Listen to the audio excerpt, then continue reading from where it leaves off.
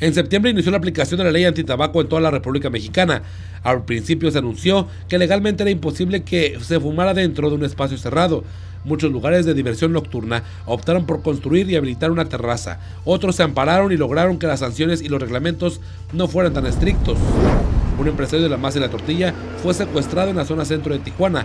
Ese día se registraron 2 casos más de privación ilegal de la libertad, mientras en Mexicali era descubierto un narcotúnel cerca del primer cuadro de la ciudad. 8 personas fueron detenidas. Se trataba de trabajadores que se dedicaban a la excavación y acondicionamiento de la infraestructura subterránea que conectaría a México y Estados Unidos con la finalidad de traficar droga. Fue en esta casa, marcada con el número 134 de la calle C en Mexicali, donde una llamada anónima alertó a las autoridades federales y estatales, principalmente, de un narcotúnel que se construyó en esta casa y que cruza hacia el otro lado de la línea fronteriza, que se ubica aproximadamente a 100 metros de aquí. Son 2 calles lo que separan la casa de la línea fronteriza. En Mexicali, los agentes ministeriales capturaban a 3 empleados del centro de gobierno que se dedicaban a la venta de plazas para trabajar en el gobierno estatal. El trío de extorsionadores fueron procesados. Como parte del segundo informe de gobierno del presidente de la República, Felipe Calderón Hinojosa, Patricia Espinosa, secretaria de Relaciones Exteriores, visitó Tijuana. Habló sobre la seguridad y particularmente la de los migrantes. Aquí aseguró que las agresiones por parte de la patrulla fronteriza a inmigrantes es un tema bajo la lupa de su dependencia. Inició una manifestación doble por parte de los colonos que exigían una solución a la tenencia de la tierra en Tijuana y del mismo lugar, pero por otra parte, maestros del Sindicato Estatal de Trabajadores de la Educación del CETE exigían el pago de sueldos de algunos maestros. Las autoridades de Tijuana inauguraban el Megabache, un tramo del llamado Gato Bronco que por más de 12 años se encontraba en condiciones deplorables para los automovilistas y durante más de 3 meses se logró arreglar con concreto hidráulico y tecnología para evitar que la falla geológica en el lugar afecte a la construcción en años posteriores. Horas más tarde la atención regresó a la delegación La Presa en Tijuana cuando se recibió el reporte de un león suelto que se escapó de un circo. El felino nunca fue localizado. En Mexicali, el ayuntamiento presentaba una máquina recicladora de concreto para mejorar las vialidades de la capital del estado. Denunciaban ante los medios de comunicación sobre una trabajadora aviadora. Se trataba de la hija de la ex regidora del PRI y ahora asesora del alcalde Jorge Ramos, Marta Montejano. El caso no trascendió de ninguna denuncia publicada entre los medios de comunicación. Esta tarde serían colocados carteles en Tijuana y Mexicali, en donde se exhibían a 13 secuestradores. Las mantas ubicadas en los puntos transitados fueron quemadas por lo menos en 2 ocasiones durante 3 semanas. Las autoridades de manera inmediata las volvían a colocar. La Policía Municipal de Tijuana recuperó 1,200 televisores que sujetos habían robado de una maquiladora meses atrás. Solo un detenido en el caso. En Mexicali era desmantelada una banda dedicada al secuestro de empresarios, mientras en San Diego, California, eran detenidos 82 individuos que agrupaban en pandillas para la venta de armas y distribución de droga.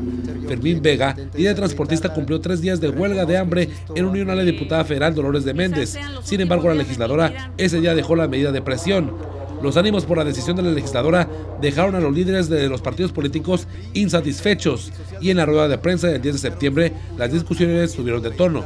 Entonces, con permiso me retiro porque yo no vine a que me atacaran, que el pueblo me juzgue. Y no soy su mandadera. Bueno, Lolita. Conste. En Tijuana ese mismo día el ayuntamiento logró ganar más de 12 juicios que se le litigaban por el cese de policías municipales al perderles la confianza. Este logro solo obligaba al ayuntamiento a indemnizar a los agentes que demandaron. El jefe policíaco exmilitar Blas Margain López dispara en contra de sus compañeros en Playas de Rosarito. Días después es destituido de la corporación municipal del 5º municipio. Se registraba una riña al interior de la penitenciaría de Tijuana. 3 personas resultaban lesionadas y se suspendieron las horas de visitas familiares. Ese era el 4º aviso de las autoridades sobre las anomalías que se registraban al interior del Cerezo en Tijuana. Se registraba el primer accidente masivo del 2008. Un camión de transporte público se vuelca sobre la rampa Fundadores y deja a 48 personas lesionadas que fueron trasladadas a distintos hospitales de la ciudad. Autoridades del Ayuntamiento de Tijuana aseguran que los burócratas pusieron en peligro la integridad de los escoltas del alcalde Jorge Ramos al revelar los costos y los nombres de quienes cuidan al alcalde de la ciudad, por lo que se iniciaron en proceso de desafuero en contra del regidor José Luis Parra del PRI. Sin embargo, las negociaciones con el sindicato llegaron a buenos términos.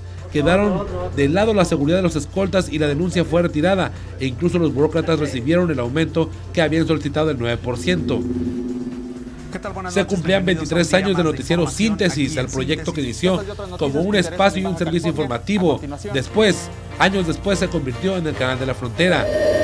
El gobierno de Mexicali tuvo que pagar una fianza de 20,000 pesos por un policía que disparó en contra de un delincuente. El uniformado estaba en su horario laboral y no había falta que perseguir, pero eso fue lo que determinó el juez. La Procuraduría confirmaba la privación ilegal de otro comerciante, ya eran 4 en este mes. Mientras la Secretaría de Hacienda anunciaba un aumento de por lo menos 2 centavos por litro de gasolina semanal adicional a lo ya estipulado por cada mes en la reforma impulsada por el presidente de la República. Omar López llegaba a los Galgos de Tijuana como refuerzo, el más sonado en la temporada que inició días después. Una temporada en donde los Galgos de Tijuana no trascendieron en su actuar. En Mexicali fue adquirido el Centro de Control y Mando Móvil para la Corporación Policíaca Municipal, similar al de Tijuana. El ejército mexicano decomisaba más de 700 kilogramos de marihuana que serían transportados a Los Ángeles, California. El lugar del hallazgo fue de nueva cuenta en los patios fiscales de la aduana de Notay en Tijuana. En diversos puntos de Tijuana aparecen narcomensajes en mantas espectaculares en donde se avisa sobre la presencia de otros grupos delictivos en Tijuana. En esta tarde inició el primer motín en la penitenciaría. Los internos exigieron un trato justo, digno, denunciaban maltratos y desigualdad en las celdas. Los internos hicieron suyas las instalaciones, tomaron algunos custodios como rehenes.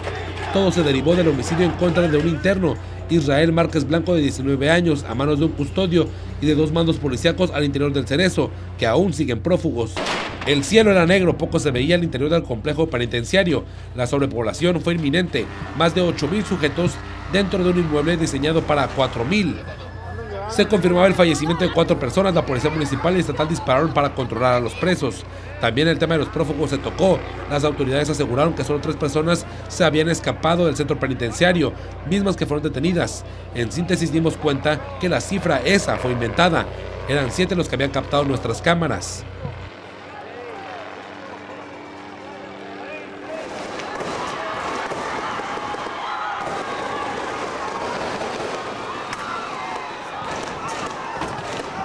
Pasó la noche y eran 4 automóviles que habían explotado, 14 reos lesionados atendidos en la Cruz Roja.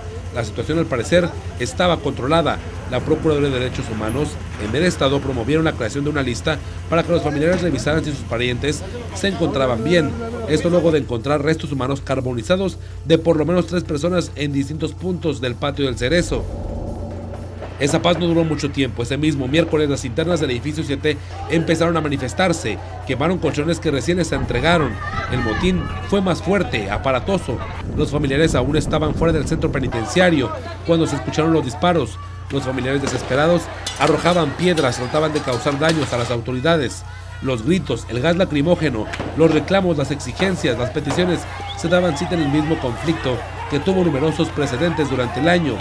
El saldo del segundo motín era de por lo menos 20 muertos, 14 lesionados de gravedad, 20 más eran atendidos dentro del Cerezo, entre ellos un policía municipal de Tijuana. ¿Muertos? ¿Tuviste muertos? Sí. 2 a la cabeza, Dale. 2 a la cabeza. Durante los siguientes días, familiares de los reos se postraron fuera de las instalaciones, esperaban noticias de sus parientes. La lista de los reos no existía en la Secretaría de Seguridad Pública, no tenían la estadística ni el padrón. Se desconocía el paradero de por lo menos 75% de los reos. La estrategia fue colocar un sistema de teleconferencia para que los familiares y los internos se comunicaran y tuvieran certeza en el estado de salud de los reos. Las pérdidas estaban cuantificadas en un 40% del total del inmueble, principalmente deterioradas las áreas de recreación y patios. Los legisladores tuvieron que buscar alternativas para despresurizar el inmueble. Se otorgaron fianzas a reos para que quedaran libres delincuentes no reincidentes. El tema de la reubicación del Cerezo también se inició. Se concretó el recurso que aún continuaba analizando el terreno para su construcción en las afueras de la ciudad. Ya una vez tranquila la situación, las autoridades realizaron traslados de los reos al Cerezo del Hongo, presuntamente el edificio en donde se albergan los acusados e involucrados en el crimen organizado. Ahí se localizaron más de 370 armas punzocortantes. En total, entre los 2 motines, la estadística de muertos ascendió a 33. El director del Cerezo fue despedido. Los colonos de Terrazas del Valle levantaban su plantón a las afueras del centro de gobierno. Lograron que las autoridades, por medio del Instituto de Vivienda, les brindara un panorama legal de certeza de la tenencia de la tierra. Y fallece el empresario fundador del Grupo Calimax, José Fimbres. Nos sentimos sumamente orgullosos de haber puesto nuestro granito de arena en el desarrollo de Baja California. Y 750 maestros del CENTE salieron a las calles para manifestarse en contra de la Alianza por la Calidad Educativa del Estado, firmado por la dirigente nacional Elba Ester Gordillo y el presidente de la República, Felipe Calderón. Aseguraban que era un fraude y que solo atraería más problemas al gremio, tal y como pasó con las manifestaciones contra la ley del ISSSTE. De visita en Tijuana, el analista político Carlos Marín aseguraba entre los empresarios de la ciudad que Tijuana era como un gran burdel. Se formalizaba la creación del grupo 11 de julio, integrado por ciudadanos con la visión de construir una plaza pública, un zócalo entre los edificios de gobierno, a fin de darle un espacio público de dimensiones considerables a los tijuanenses. Ese mismo día iniciaba la construcción del Centro de Convenciones Regional en Playas de Rosarito, un espacio que dará crecimiento en la zona conurbada entre Tijuana y el quinto municipio. Estas 10 hectáreas del área tendrán un espacio de convenciones que ya terminará para el año de 2010. En el poblado de Longo fue inaugurado el centro penitenciario de mínima seguridad, espacio que albergaría a 3.500 internos, la mayoría fueron trasladados de Tijuana. De visita en Tijuana, Carlos Monsiváis aseguraba que la lucha contra el narcotráfico era bien intencionada pero ineficaz. El pensador mexicano llegó a la frontera para asistir al foro de latinidades en el Colegio de la Frontera Norte. En el tema de la violencia se registraba un triple homicidio en Ensenada.